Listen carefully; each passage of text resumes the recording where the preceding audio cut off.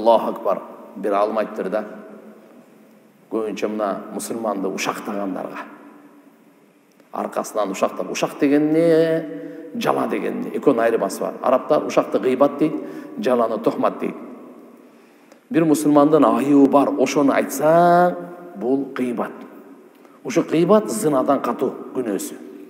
Bir мұсылманда айыбы жоқ, бирок ошо айып бар деп сен тоқып чыгарып атасың, бұл жала. Бұл андан да күнөөсү катуураак. Эми ошондо мүмкүн сен жакшы амалдарды кыла бересиң. Билип кой, ушакчылар дейт. Жала жапкандар жана ушакчылар угуп алгыла дейт. Сен жакшы амалдарды кыла бересиң, кыйнала бересиң, соопту башка ала берет. Сен кыйналган сен, орозо кармап кыйналып атасың, намаз окуп кыйналып атасың, акчаңдан зекет берип, жакшы иштерди кылып кыйналып атасың. Ахиретке барсаң эчтеке жок. Кана меники десе, сен кимди ушактадың эле го, кимге жала жаптың эле го, кимди сөктүң эле го, кимге текебелер, кимди кыянат кылып, кимди жамандык кылдың эле го, кетти. Ошон үчүн башка бирөө үчүн амал кылат дейт да. Ушакчынын акылы ушунчалык кем, башка бирөө үчүн амал кыла берет экен. Жала жапкан андан дагы. Ушундай айтыр зулумдукун мин акли мали, малын жеп алган, же болсо шатап, сөккөн, гыйбат кылган, чагымчылык кылган, ичи тарлык кылган, көрө албастык кылып, жек көргөн, кемсинткен, шылдыңдаган, айыбын ачкан, аны ардантырып, айырын төккөн, ага текеберлик кылган, үстүнө маскарлаган, ушулардын бардыгы зулумдук. Ушундай кылган болсоң, бүгүн маселени чечип ал. Демек тугандар, биз кандай болушубуз керек экен? Бирөөнүн малын жебейли. Бирөөнүн малын жебейли. Экинчисинен бирөөнү сөкпөйлү. Үчүнчүсүнөн бирөөнү ушактабайлы. Бирөөгө жала жаппайлы.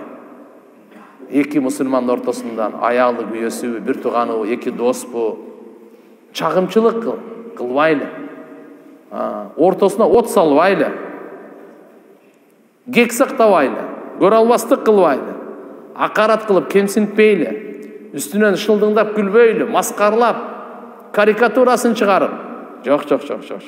Ардантып, өзүнүн улуттук намызына, уруулук намызына, өңү башына шылдыңдабайлы. Алла ошону жараткан ошондой кылып.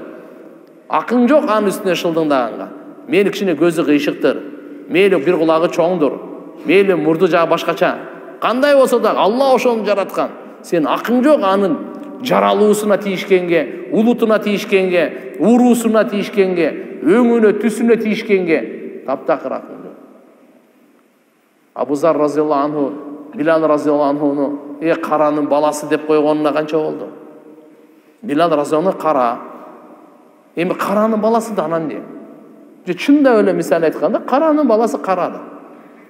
Бирок ушудан ичинде дагы пайгамбар айтты, сенде деди, жахилият, надандыктын жыты бар. Өмүр бою истигфар, өмүр бою кечирим сурап, Билал разияллаху айтты, мен бетимен тебелечи деди. Менен мындай акмактык болду деп. Болсо жөн эми бир сарынын баласы, каранын баласы, актын баласы, кызылдын баласы мисалы. Эчтеке эмес. Биз эмне болуп атабыз бүгүн коомчулукта? Улуттарды, башка улуттарды басмырлайбыз, шылдыңдайбыз үстүнөн. Башка урууларды, алар турсун.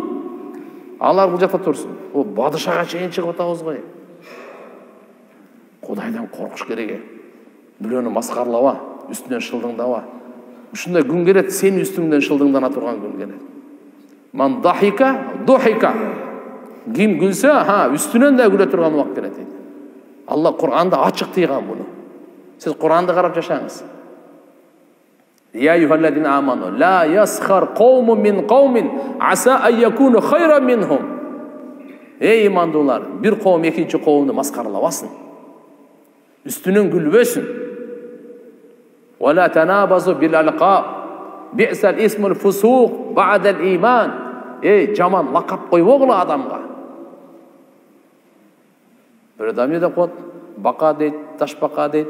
Дагы бир кыскасы айтканда айвандарга тең жаман ат коюу дейт Алла Кур'анда. Жаман лакап коюу. Жакшы лакап койсоң мейли. Жаман ат койгонго уруксат эмес.